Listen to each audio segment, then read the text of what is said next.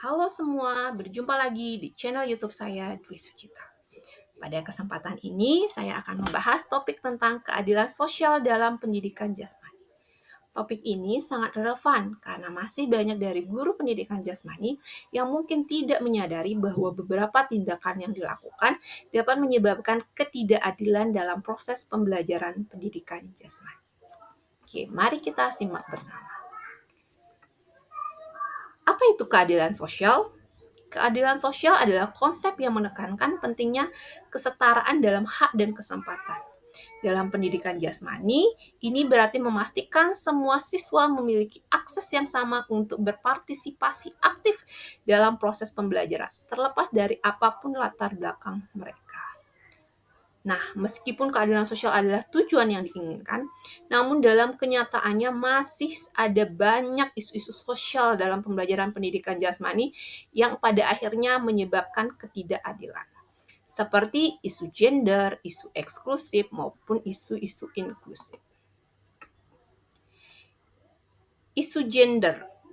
Pendidikan jasmani identik dengan kegiatan olahraga, di mana dominasi aktivitas fisik atau olahraga cenderung dianggap sebagai maskulin dalam praktiknya. Dan ini seringkali menguntungkan siswa laki-laki.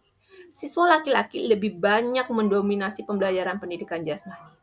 Diskriminasi gender seringkali membuat siswa perempuan kurang mendapatkan kesempatan untuk berpartisipasi. Beberapa guru bahkan sering menganggap siswa laki-laki itu lebih kuat secara fisik, sehingga lebih unggul dalam olahraga tertentu. Sebaliknya, siswa perempuan dianggap kurang kompetitif sehingga jarang diberikan tantangan fisik yang setara. Ketika terjadi diskriminasi dalam pemilihan aktivitas, maka siswa yang tidak terlibat cenderung membenci pelajaran pendidikan jasmani. Karena ketidakadilan keterlibatan mereka tidak diakomodir dalam proses pembelajaran. Selanjutnya isu eksklusivitas.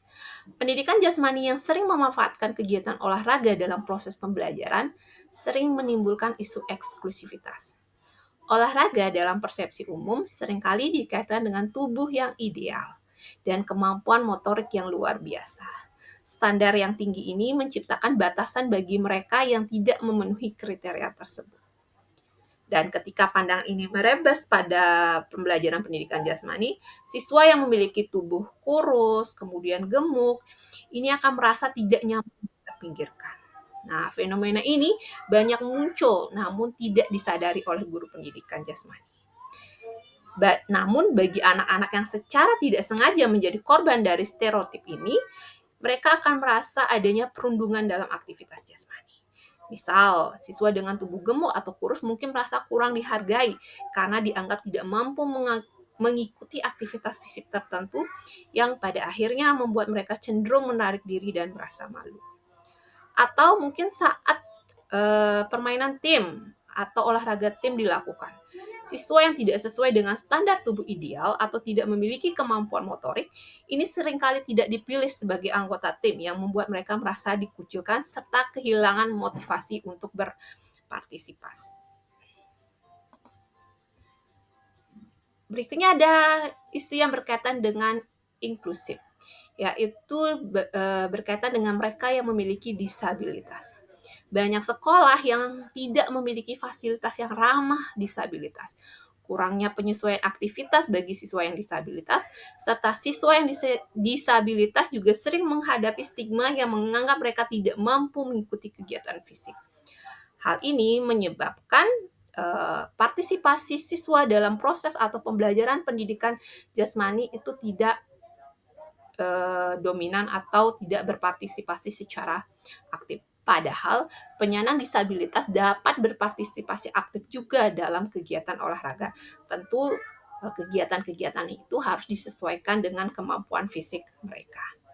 Nah, pengalaman-pengalaman tidak menyenangkan selama pembelajaran ini biasanya membuat anak malas untuk terlibat dalam pembelajaran pendidikan jasmani serta menerapkan kebiasaan sehat dengan berolahraga.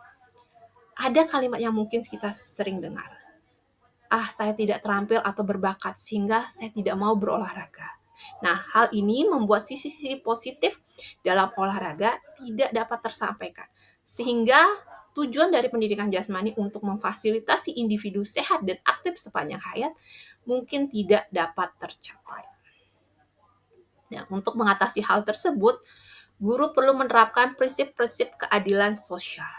Di antaranya adalah kesetaraan, di mana semua siswa mendapatkan kesempatan yang sama untuk berpartisipasi, kemudian menyediakan program yang inklusif untuk siswa dengan kebutuhan khusus, serta mendorong keterlibatan semua siswa tanpa memandang latar belakang. Kesetaraan, inklusi, dan partisipasi aktif adalah kunci untuk memastikan semua siswa merasa dihargai dan memiliki kesempatan yang sama untuk berkembang. Nah, strategi implementasi keadilan sosial dapat dimulai dari pendekatan yang inklusif, di mana kurikulum harus dirancang secara responsif dan adaptif.